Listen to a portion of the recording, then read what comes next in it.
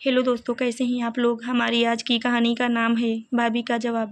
सिया सुबह से ही बेसब्री से इंतजार कर रही थी क्योंकि उसका पति रोहन शहर से बाहर गया हुआ था और पूरे 8 दिन बाद वापस आ रहा था। नई नई शादी हुई थी लेकिन अचानक उसे शादी के 1 महीने बाद ऑफिस के काम की वजह से दूसरे शहर में जाना पड़ा। उसके जाने के बाद वह उदास हो गई थी क्योंकि घर उसके लिए नया था और घर में ज़्यादा लोग भी नहीं थे। ऊपर से सासू माँ का सख्त स्वभाव उसकी उलझन बना हुआ था। कमरे में बैठी तो सासू माँ कहने लगती थीं कि जब देखो कमरे में घुस जाती है। अरे कमरे में बैठी रहेगी तो घर के काम कौन करेगा। जब देखो बिस्तर पर जाकर लेट जाती है। बेचारी अगर कमरे से बाहर रहती तो सासू माँ उसे हर वक्त काम में लगा कर रखती थीं और फिर काम में कमी निकाल कर तीखे शब्द कहती थीं। बेचारी सिया अपनी सास की नज़रों से बच बच कर रहती थी। नई नई शादी होने के कारण शाम को पति के ऑफिस से आने पर भी कुछ नहीं कह पाती थी। और जब 1 महीना हुआ तो रोहन को जाना पड़ा। फिर तो सिया के लिए और भी मुसीबत हो गई क्योंकि सासू माँ ने कहा कि अब अकेले कमरे में सोकर क्या करेगी, फालतू 2-2 पंखे चलेंगे और बिजली का खर्च बढ़ेगा। उससे अच्छा है कि मेरे कमरे में सो जाना। बेचारी सिया चाहकर कभी ना नहीं कह पाई। सासू माँ के कमरे में सोने गई तो रोहन का फ़ोन आ गया। यह देखते ही सासू माँ ने कहा, अरे रोहन का फ़ोन आया है तो ला मेरी भी बात करवा दे। पता नहीं ठीक से पहुँचा कि नहीं। बेचारी सिया को फ़ोन सासू माँ के हाथ में देना पड़ा और कमला देवी ने इतनी देर बात की कि रोहन को सोने का बहाना करके फ़ोन काटना ही पड़ा। अब वह दोबारा फ़ोन नहीं कर सकता था क्योंकि उसकी माँ सिया के सामने थी। इन 8 दिनों में इसी कारण सिया ठीक से रोहन से बात भी नहीं कर पाई क्योंकि दिन में वह ऑफिस में बिजी था और रात को सासू माँ सामने होती थी। आज सुबह सुबह बेसब्री से इंतजार में थी कि कब शाम हो और रोहन घर वापस आए। उसके लिए सिया ने उसकी मनपसंद खीर भी बनाई थी। जब रोहन वापस आया तो कमला देवी आते ही अपनी बेटे के गले से लग गईं और कहने लगीं, ऐसा लग रहा है कि 8 दिन नहीं बल्कि 8 साल हो गए हैं। रोहन उठकर अंदर जाने लगा तो उन्होंने हाथ पकड़कर कहा, अरे कहाँ जा रहा है, कुछ देर माँ के पास बैठकर बात तो कर ले। पत्नी के साथ तो उम्र भर बात करता ही रहेगा। अपनी माँ की आवाज़ सुनकर रोहन झेप गया और वहीं बैठ गया तो कमला देवी ने सिया से कहा, अरे पति को पल्लू से बांध कर रहेगी क्या, जो यहीं खड़ी है। जल्दी से जाकर चाय और गरम गरम पकौड़े बना ले। पता नहीं इसको वहाँ ठीक से खाने को मिला भी होगा या नहीं। होटल का खाना तो ऐसे ही होता है। सिया जल्दी रसोई में चली गई लेकिन दिल बेचैन हो रहा था। पति से बात करने के लिए दिल बार बार रसोई से भाग रहा था मगर मजबूर थी। वह चाय बनाकर बाहर लाई तो रोहन ने उसकी आंखों में देखा जिससे उसकी आंखें छलछला गईं। रोहन उसके मन की बात समझ रहा था। वह जल्दी से चाय पीकर कमरे में पहुंच गया और सिया को गले से लगाकर बोला, मैं जानता हूँ तुम मेरे बिना बहुत परेशान हो रही थी लेकिन अब कहीं नहीं जाने वाला, ऑफिस का काम हो गया है। यह कहकर रोहन मुस्कुरा दिया और सिया के आंसू पोंछने लगा कि तभी कमला देवी धाड़ से दरवाजे को धक्का देते हुए अंदर आ गईं। उनको अचानक कमरे में देखकर दोनों सकपका गए। सिया एकदम से हट गई तो उसे देखकर कमला देवी ने कहा, आंसू तो ऐसे निकल रहे हैं कि जैसे वह बॉर्डर पर से लड़कर आया है। सास की तिरछी नजरें मानो तलवार से भी तेज थीं जिससे सिया अंदर तक घायल हो गई। कमला देवी ने तुरंत रोहन से कहा कि अरे तू जयपुर गया था तो वहाँ से कुछ लाया कि नहीं। यह सुनकर रोहन ने कहा, अरे मम्मी थोड़ी सांस तो लेने दो, आप बाहर बैठो, मैं अभी दिखाता हूँ कि क्या लाया हूँ। कमला देवी गुस्से में सिया को घूरते हुए कमरे से बाहर चली गईं और रोहन से बोली कि जल्दी आना।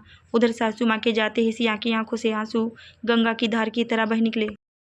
सिया ने कहा, बहू के कमरे में कोई ऐसे आता है क्या। रोहन ने धीरे से कहा कि चलो ठीक है, मैं माँ को समझा दूंगा। रोहन अपने बैग में से सामान निकालकर सिया को बाहर आने को इशारा करके माँ के पास चला गया और जाकर सामान दिखाने लगा। देखो माँ, यह जयपुरी साड़ी आपके लिए है और यह जयपुरी सूट मैं सिया के लिए लाया हूँ। आपके लिए यह लाख के कंगन और सिया के लिए लाख का चूड़ा लाया हूँ। सब कुछ अच्छा है ना, आपको पसंद आया है ना। कमला देवी ने उलट पलट कर साड़ी को देखा और फिर सिया के सूट को देखकर बोली, एक सूट क्यों लाया है। यह सुनकर रोहन ने कहा कि मम्मी सिया के पास बहुत सूट हैं इसलिए सोचा एक काफ़ी रहेगा, अगली बार गया तो 2 लेकर आऊँगा। यह सुनकर कमला देवी ने कहा कि मैं तेरी बीवी की बात नहीं कर रही बल्कि तेरी प्यारी बहन की बात कर रही हैं। अब तो तुझे बीवी के अलावा कुछ दिखाई ही नहीं देता। यह सुनकर रोहन थोड़ा झेप गया तो सासू माँ ने कहा कि एक सूट या फिर एक साड़ी अपनी बहन के लिए भी तो लेकर आना चाहिए था। अब आप पूछेगी तो मैं उसको क्या दूंगी। रोहन ने तुरंत कहा कि मम्मी अभी 1 महीने पहले दीदी जयपुर घूमने गई थी और वहाँ से बहुत सारी शॉपिंग करके भी आई थी। बस मैं तो इसलिए वहाँ से उनके लिए कुछ लेकर नहीं आया। कमला देवी ने मुंह बनाकर कहा कि कुछ भी हो लाना तो ज़रूर चाहिए था। चल अब मैं यह कंगन रख लेती हूँ और साड़ी तेरी दीदी को दे देती हूँ। यह सुनकर तो रोहन और सिया एक दूसरे का चेहरा देखने लगे। रोहन ने कहा कि मम्मी मैं दोबारा जाऊँगा तो ला दूँगा, आप यह वाली साड़ी उनको मत दो। यह बात सुनकर कमला देवी बोली, रोहन आगे से याद रख कि तू जब भी कोई बाहर से सामान लाएगा तो एक चीज़ अपनी बहन के लिए भी ज़रूर लाएगा। आखिर तेरी एक ही बहन है। अगले दिन ही कमला देवी ने सुबह सुबह अपनी बेटी नेहा को फ़ोन किया और कहा कि तेरा भाई जयपुर से तेरे लिए साड़ी लेकर आया है और मेरे लिए कंगन लाया है। यह सुनते ही इस शहर में रहने वाली नेहा 2 घंटे के अंदर अपने मायके आ गई। कमला देवी ने उसको आते ही साड़ी दिखाते हुए कहा कि देख, तेरा भाई तेरे लिए कितनी सुंदर साड़ी लेकर आया है। साड़ी देखते ही नेहा ने कहा कि हाँ माँ, साड़ी तो बहुत सुंदर है, लेकिन भाभी के लिए क्या लाया है। यह सुनते ही कमला देवी ने सिया से कहा कि बहू अपनी ननद को वह सूट दिखाओ जो रोहन लेकर आया है। सिया जब वह सूट लेकर आई तो नेहा ने देखते ही कहा कि अरे, यह सूट तो साड़ी से भी ज़्यादा सुंदर है। भाई मेरे लिए भी सूट नहीं ला सकता था क्या? भाभी, यह साड़ी आप पहन लो, मुझे तो यह सूट दे दो। क्या है ना कि मैं अब साड़ी बहुत कम पहनती हूँ और आपकी तो नई शादी हुई है, आप यह साड़ी पहनोगी तो आप पर बहुत खिलेगी। नेहा की बात सुनकर तो सिया के चेहरे का रंग ही उतर गया, क्योंकि रोहन बहुत मन से उसके लिए वह सूट पसंद करके लाया था। सिया का उतरा चेहरा देखकर कमला देवी बोली, अरे, इसमें चेहरा लटकाने की क्या बात है। सिया कुछ बोल ही नहीं पाई और नेहा ने कहा, लो भाभी, ये साड़ी आप रख लो। साड़ी सिया के हाथ में देते हुए नेहा ने सूट अपने पास रख लिया। अब तो सिया के साथ हर दिन ऐसा ही होने लगा था कि घर में जब भी कोई चीज़ रोहन लेकर आता तो कमला देवी कहती, लाओ, एक नेहा के लिए दे दो। रोहन, तू नेहा के लिए भी लेकर आया कर। सिया की पहली तीज आ रही थी तो रोहन ने उसको मार्केट ले जाकर अच्छी सी शॉपिंग करवाई और उसको एक सोने की चेन दिलवा दी। घर में आते ही कमला देवी ने जब यह सब सामान देखा तो बोली, अरे रोहन, कितनी बार कहा है कि हर एक चीज़ दो खरीदा कर, तेरी बहन भी तो है। रोहन ने कहा कि मम्मी, मैंने 2 ही साड़ियाँ खरीदी है, एक सिया के लिए तो एक नेहा दीदी के लिए। यह सुनकर कमला देवी बोली, मगर चैन तो एक ही खरीदी है ना। अरे, उसके लिए चैन ना सही मगर एक अंगूठी तो ला ही सकता था। अब वह बहू की चैन देखेगी तो क्या उसका दिल नहीं आएगा। यह सुनकर तो रोहन फटी आंखों से अपनी माँ को देखते ही रह गया। सिया तो सामने खड़ी कुछ कह ही नहीं पाई। रोहन ने कहा कि मम्मी, सिया की पहली तीज है इसलिए उसको इतनी शॉपिंग करवाई है, मगर दीदी की शादी को तो 7 साल हो चुके हैं और सोने की चेन तो आप उनको दे ही चुकी हो। कमला देवी ने तमतमाते हुए कहा, कान खोलकर सुन ले, शगुन तो इसके घर वालों को देना चाहिए था, वह नहीं। और तू यहाँ खर्च करता घूम रहा है, तू तो भाई है, तुझे तो अपनी बहन को देना चाहिए। रोहन तेज के आगे कुछ बोल ही नहीं पाया, लेकिन सिया की आंखों में आंसू आ गए और वह कमरे में चली गई। रोहन पीछे से आया तो उसने गुस्से में कहा कि अब आप जब तक दीदी को सोने की अंगूठी नहीं दिलवा देंगी तब तक आपकी मम्मी को चैन नहीं आएगा। उससे अच्छा है कि आप अंगूठी लाकर दे दो। रोहन तो फंस चुका था। वह चुपचाप मार्केट गया और एक सोने की अंगूठी लाकर कमला देवी के हाथ में दे दी। कमला देवी ने हमेशा की तरह अपनी बेटी को फ़ोन कर दिया और वह अगले दिन ही आ गई। लाओ मम्मी, कहाँ है मेरी सोने की अंगूठी और 5,000 की साड़ी। ये सुनकर कमला देवी बोली, हाँ हाँ, क्यों नहीं, चल तुझे अभी दिखाती हूँ। कमला देवी ने नेहा को साड़ी और अंगूठी दे दी, जिसे लेकर अब फूली नहीं समाई और फिर से सिया को अपनी साड़ी दिखाने के लिए कहा। लेकिन तभी वहाँ पर रोहन आ गया और बोला, सिया की साड़ी तो टेलर के यहाँ गई है। यह सुनकर नेहा अपना सा मुँह लेकर रह गई और कुछ देर बाद अपने घर चली गई। बाद में जब करवा चौथ का त्यौहार आया तो सिया ने अपनी सासू माँ से कहा कि मम्मी जी, कल मेरा भाई करवा चौथ का शगुन लेकर आने वाला है। तो कमला देवी ने माथा चढ़ाकर कहा, तीज पर तो आया नहीं। यह नहीं सोचा कि बहन तीज पर क्या पहनेगी। पति की कमाई पर त्यौहार कर रही है। ऐसा लग रहा है जैसे मायका तो है ही नहीं। जो लोग तीज पर कुछ देकर नहीं गए, भला वह लोग करवा चौथ पर क्या ही देकर जाएंगे। मैं भी देखती हूँ तेरे मायके से क्या आता है। कमला देवी की तीखी बातें सिया के कलेजे पर तीर की तरह लग रही थी, मगर क्या करती, कुछ कह भी नहीं सकती थी। अगले दिन जब उसका भाई आया तो वह रसोई में पकौड़े तलने लगी। कमला देवी ने रसोई में जाते ही कहा, अरे पकौड़े बनाने की क्या ज़रूरत है, पहले देख तो ले कि तेरा भाई क्या लेकर आया है। जैसा शगुन वैसा स्वागत। अरे शगुन अच्छा नहीं तो मेरे घर का सामान मुफ्त का थोड़ी है। सिया तो यह सुनकर दंग रह गई कि कोई अपनी बहू के भाई के साथ ऐसा कैसे कर सकता है। वह चुपचाप चाय के साथ नमकीन बिस्किट रखकर बाहर ले आई तो उसको देखकर रोहन ने कहा कि अरे तुम तो पकौड़े बनाने वाली थी ना। तो कमला देवी ने तुरंत कहा कि अरे मुझे लगा इसका भाई खाना खाकर आया है, इसलिए मैंने ही पकौड़े बनाने से रोक दिया। क्या है ना, आजकल भाइयों को बहन के घर खाना खाने में शर्म आती है। इतना कहकर कमला देवी सिया के भाई से कहा, बेटा तुम्हें तो शर्म नहीं आती है ना, कहो तो पकौड़ी बनवा देती हूँ। कमला देवी को बातों में इतनी चालाकी देखकर तो सिया का दिल ही दहल गया कि आखिर नीचे गिरने की हद होती है। आखिर मेरा भाई यह तो कहेगा नहीं कि उसे शर्म नहीं आती। इनका तो मकसद ही मेरे भाई को बेशर्म साबित करना है। इतने में सिया के भाई में सामान निकालकर कमला देवी के हाथ में देकर कहा, आंटी जी, यह साड़ी आपके लिए है और एक सूट और साड़ी दीदी के लिए है। कमला देवी सामान में इधर उधर कुछ देखने लगी तो रोहन ने कहा कि मम्मी क्या देख रही हो। तो कमला देवी सिया के भाई से बोली, अरे हम दोनों की साड़ी और सूट आया है, मगर तेरी बहन का तो कुछ आया ही नहीं। यह सुनकर तो रोहन दांत पीस कर रह गया और सिया भी अपने भाई के सामने शर्मिंदा होने लगी। रोहन ने कहा कि अरे वो अपनी बहन के घर आया है तो उसके लिए ही तो लाएगा। यह सुनकर कमला देवी बोली, मेरी बेटी क्या इसी घर की सदस्य नहीं है? जब सबके कपड़े आए हैं तो उसके क्यों नहीं आए?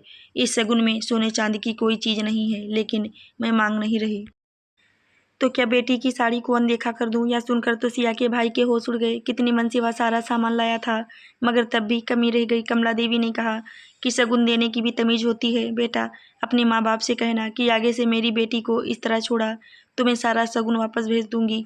यह सुनकर सिया के भाई ने कहा कि अरे नहीं आंटी जी, मैं आपको एक साड़ी के पैसे दे देता हूँ, आप दीदी को खरीद कर दे देना। तो वहाँ पर बैठी सिया ने कहा कि नहीं मम्मी जी, मेरे लिए एक सूट और साड़ी आई है ना, तो इसमें से एक दीदी को दे देंगे। रोहन ने भी कहा कि हाँ यही ठीक रहेगा, अमित तुमको और खर्च करने की ज़रूरत नहीं है। रोहन ने सिया के भाई अमित को पैसे देने के लिए तुरंत मना कर दिया। अमित तो कुछ देर बाद चला गया, लेकिन रोहन अपनी माँ पर बरस पड़ा। मम्मी, हर जगह नेहा दीदी के लिए आपको भिखारी बनने की क्या ज़रूरत है? आप क्यों उनके लिए इस तरह हाथ फैलाती हो? अरे वह सिया का भाई है या नेहा दीदी का? उनका भाई मैं हूँ और उनको मैं खरीद कर दे दूंगा। कमला देवी ने गुस्से से रोहन को देखा और कहा, मुझे अपनी बेटी का सामान चाहिए और वह मुझे लेना आता है। अगर वह नहीं लेकर आया था तो मेरा कहना गलत कैसे था? रोहन ने गुस्से में कहा कि मम्मी आपको तो समझाना ही बेकार है। रोहन का चेहरा गुस्से से लाल हो गया था, लेकिन कमला देवी अपने तर्क देकर उसमें जीतने की कोशिश कर रही थी।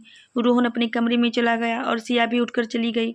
उसने सोचा था कि शगुन का सामान आएगा तो कमला देवी का मुंह बंद हो जाएगा, मगर यहाँ तो नया ही किस्सा शुरू हो गया था, जो कि हर बार का था। उसने सोच लिया कि अब मुझे ही कुछ करना पड़ेगा। अगले दिन हमेशा की तरह कमला देवी ने फिर से नेहा को फ़ोन किया और कहा कि तेरी भाभी का भाई तेरे लिए कपड़े लेकर आया है। तो नेहा ने कहा कि मम्मी मुझे भी आपको कुछ दिखाना है, भाभी से कहो मेरे लिए कुछ अच्छा सा बनाई, मैं बस 2 घंटे में आ रही हूँ। कमला देवी ने सिया को आवाज़ देकर कहा कि तेरी ननद आ रही है तो आलू की कचौड़ी बना लो, उसको कचौड़ी बहुत पसंद है।